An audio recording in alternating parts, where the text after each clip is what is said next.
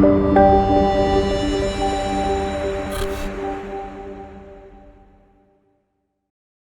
afternoon, everybody.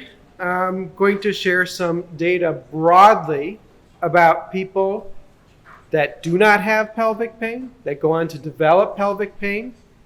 Microphone. And a subset, roughly 20% of the people in these cohorts have diagnosed endometriosis. So this has broad relevance to chronic pelvic pain, and as you probably are well aware, people with endometriosis or without endometriosis that have pelvic pain have many of the same symptoms. And some of the things that I will suggest today are probably more in the realm of research in terms of what could be done in the future to predict who's going to develop worsening pelvic pain, but some of the ideas you might see as being useful when you do clinical examination. The bulk of the work, as a matter of fact, all of the work today that I'm showing you is supported by the NIH. I am slated to receive some research support from Pfizer, and I will not be talking about any medical management or treatments here. So roughly 20 years ago, there was a bit of a breakthrough in the development of our ability to predict who develops chronic pain. There was a task. It was known as diffuse noxious inhibitory controls. It's now known as conditioned pain modulation. And basically, you measure a person's pain sensitivity, and then you have them put their hand in a bucket of ice water, and then you look to see how their pain sensitivity changes. This is known as endogenous pain modulation. Typically, we view it in terms of when you're being chased by a tiger, you don't feel pain as much. It's believed that there's this powerful descending inhibitory pathway. And I'll show you some slides that get at these mechanisms, but the bulk of the work was done initially in rodents. I'll show you the brain regions involved. There are brain regions so powerful that if you electrically stimulate them, you can produce complete analgesia. All right, now we don't typically do that in people for a variety of reasons, but you could do a laparotomy in a rabbit if you stimulate a certain specific brainstem region. And it was believed that by doing this diffuse noxious inhibitory control pain testing, you could predict who develops chronic pain because you're essentially using sensory testing to test this pathway. And with remarkable success, they could predict, Yarditsky's lab could predict 50% of the people that would go on to develop thoracotomy pain after surgery. And you can wonder, well, why don't we have such a tool for gynecology? There's been multiple studies that use the UK Biobank and essentially questionnaire data, electronic medical record data, to goes on who predicts chronic pain. We've been focusing specifically on chronic pelvic pain, and instead of using questionnaires, we use a battery of tasks. So to some extent, you would imagine if you wanted to get at endometriosis or pelvic pain, you'd like to look at pelvic sensitivity, and we do that. But importantly, we look at tasks that will affect pain modulation broadly. So this is a coronal section of the brainstem, and this region here is the rostral ventral medulla. I'll just abbreviate it as RVM, also known as the raphe magnus. If a mouse or rat has this brainstem region lesioned, inactivated, the animal will not develop chronic pain. You can do something really nasty like put mustard oil in its colon.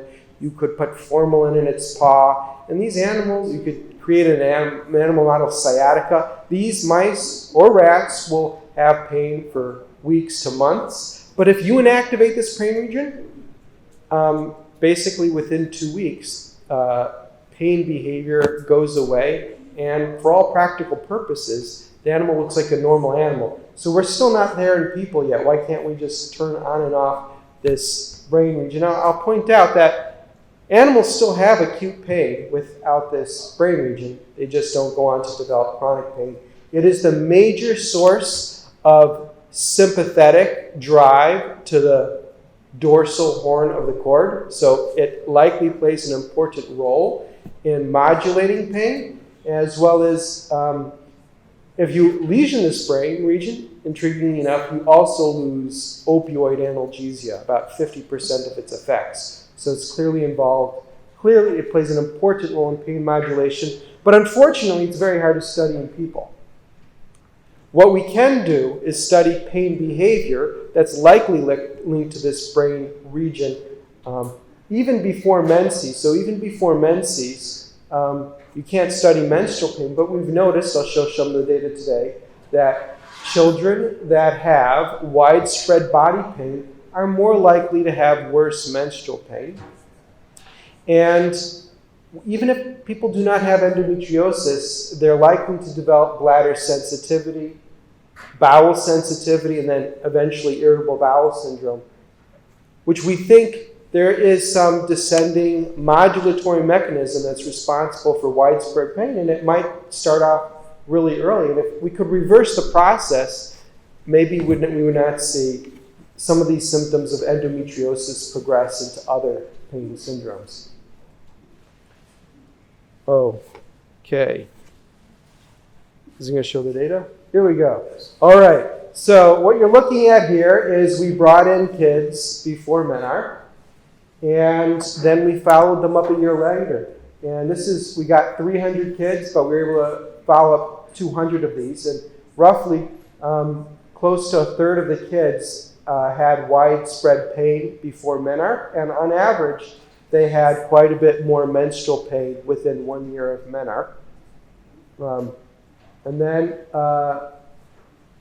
2 years after menarche, you could see they also have significantly more widespread bodily pain. So this isn't endometriosis, this is just more menstrual pain. So whatever this widespread pain mechanism is, it existed before menarche, and it predicts who is going to have sustained widespread pain. So there is some probably widespread mechanism that's responsible for increasing pain sensitivity, which includes menstrual pain.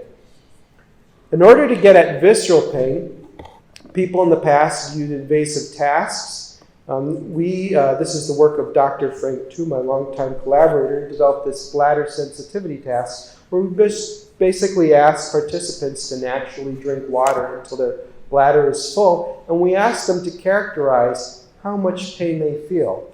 And then we can also easily characterize, also by ultrasound, the bladder of their volumes. And what we found is you can easily screen, without urodynamics, people that have bladder pain syndrome.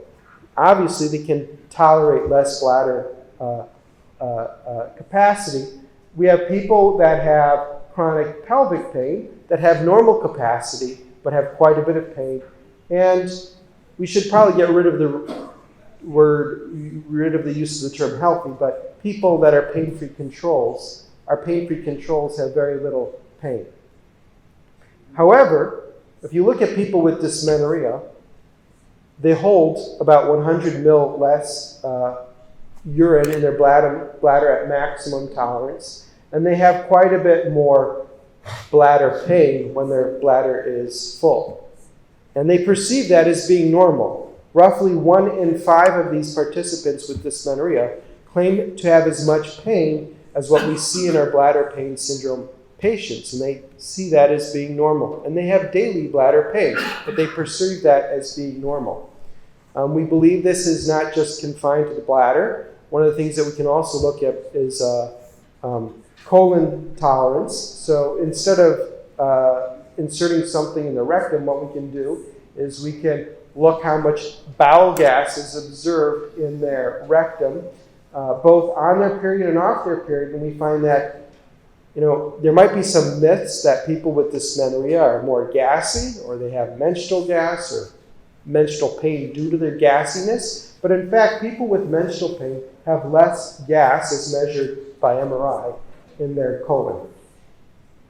So we think dysmenorrhea, it's probably true with endometriosis as well. It's a condition with not just increased bodily sensitivity, but increased visceral sensitivity as well. It's a visceral sensitivity condition, which also might be a widespread pain sensitivity condition. We've brought in people that do not have chronic pain yet. They just have menstrual pain. And we can predict if people have dysmenorrhea as well as pain during our bladder task, they're 3 times more likely to develop irritable bowel syndrome a year later. And notably, this is controlling for psychological factors. So this is not just purely some effect of anxiety or depression or circumstances. We've used a large battery of these sensory tests with ideas if we use more and more sensory tests, we can possibly get at these widespread neural mechanisms, and ideas if we could predict who is going to go on to develop chronic pain, we might be able to target this population in terms of either providing them more physical therapy or better surgical management. So we not only use this bladder task, we look at widespread sensitivity using pressure pain thresholds. We do repetitive pressure pain tests to look at the effect of multiple stimuli over time. We look at this cold pressor pain. We have them put their hand in ice water. And of course, as you might expect, people are at risk of the development of pain are more likely to report that as being painful. But we also use non-painful stimuli. So we use a visual task. This was identified by the work of Dr. Dan Clough. People with fibromyalgia are more sensitive to a flashing visual checkerboard, as well as we also look at how sensitive people are to sound as well. And we found that in general, people that have dysmenorrhea are more sensitive to these different tasks. But how well, if we were to take all these different data points and use that as some metric to predict who develops chronic pelvic pain, we needed to use some more sophisticated analytical methods. So one of the methods we used is principal component analysis. And one way of trying to understand this is you can probably see all these observations are encoded by 2 variables. But if you rotate the axis, it's essentially encoded by a single variable. So principal component analysis is a data reduction technique. So we can essentially load all these different metrics of hypersensitivity and apply this machine learning approach to identify what factors explain the variance in the data set. And what we notice is rather striking. You'll see that all of these are on one side of this axis. So if you do all these different tests in a large cohort of 200 people, you'll see that they're all positively correlated with each other.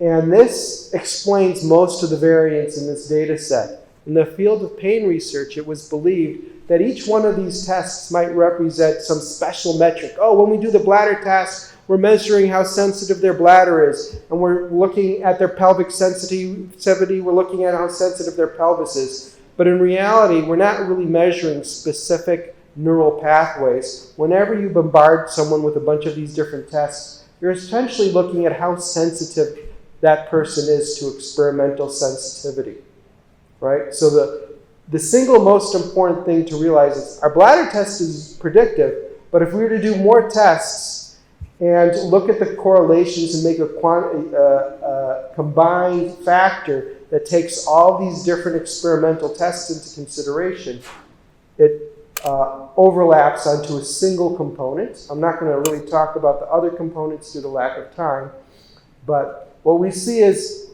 at baseline, this single component that takes into consideration all these different experimental sensitivity factors, it's correlated with pain interference. This is a Spearman correlation coefficient, pain behavior, depression, anxiety, menstrual pain. These are tests for bladder pain syndrome, physical health, and just broadly somatic symptoms. But what's key here is what you might anticipate is the biggest predictor of where someone's going to be 1 year from now is their current level of pain. And indeed, our model showed that. But when it comes to 2, 3, 4 years out, looking at this single factor, this combined metric of experimental sensitivity was the biggest predictor of the level of pain that people would be up to 4 years later. So our thought is, if you remember Dr. Mismer's talk this morning, she showed that a substantial number of the people with endometriosis, even after surgery, continue to have sustained pain. We need to consider, to some extent, what would have been their natural course, even without surgery. And in fact, to some extent, there might be some, I don't know whether it's a neural mechanism, although that is something that we're looking at. If we could figure out whatever that pathway is or whatever that mechanism is and predict a person's trajectory, we might intervene differently. So this is just another way of looking at it. People that are in this 75th percentile score for this factor, they're coded in orange. You can see they're pretty much consistently the people that have higher pain for up to 4 years later.